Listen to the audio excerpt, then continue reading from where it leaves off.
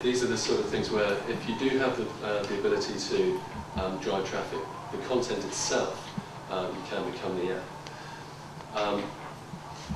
Moving forward. So if you're building a brand app, what I've said to you is it will need seeding. This is something that we've kind of touched on a little bit. When you've got a great idea for an app, it doesn't really matter how good it is or how big the brand is behind it. You really need to consider seeding it properly, because once you get to a critical mass, that virality then begins to take over and it gets its own momentum. But it's getting to that threshold where it becomes, because obviously the landscape is huge, and we've got over 40,000 apps now on Facebook alone.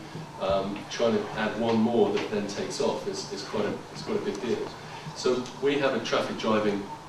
This isn't all about sales, honestly, but we have a traffic driving system that we use, and we've done it to. We actually built an app. We're not in the app making business, but we built an app anyway, ready to experiment with things like social graphing, improving our optimization system. So what it does at the moment, if I click on an ad, it will show more ads to people like me.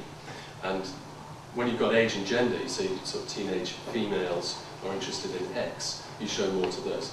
Now, what we're doing on top of that is saying within a social graph, groups of friends are more interested in certain types of ads. So that's one of the reasons that we built that. But we've got to over 1 million active monthly users.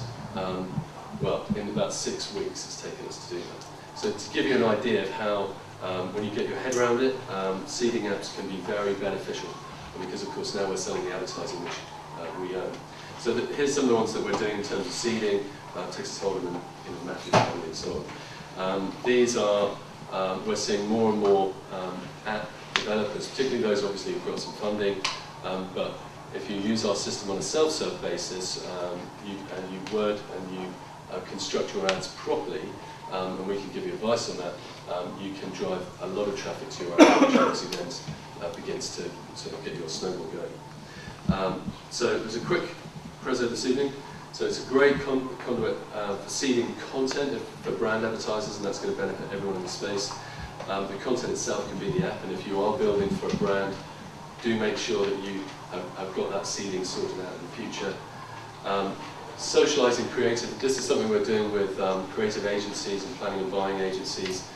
We're helping them speak to users in a social environment so that they can up their click-through rate. And we're seeing 3 to 5 times improvement in click-through rates from ads that we've socialized. So it's when you were talking from, instead of me as an advertiser to you as a user, it's you've got 1 free test drive with Renault. Something like that, so it's 1-to-1, and it has that sort of clickable feel as well. But I can talk to you about that afterwards. And new ad formats are coming forward as well. This is one that we've come up with. There's plenty more things like app takeovers for groups of big apps within a channel. We've got a lot of ideas, so if you want to talk a little bit more about monetization of apps, please do see me afterwards.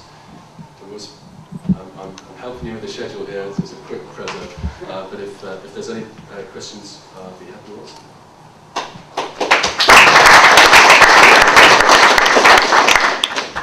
I have a question. In one of the previous slides, the graph showing how much time people spend using actually applications in Facebook rather than photos.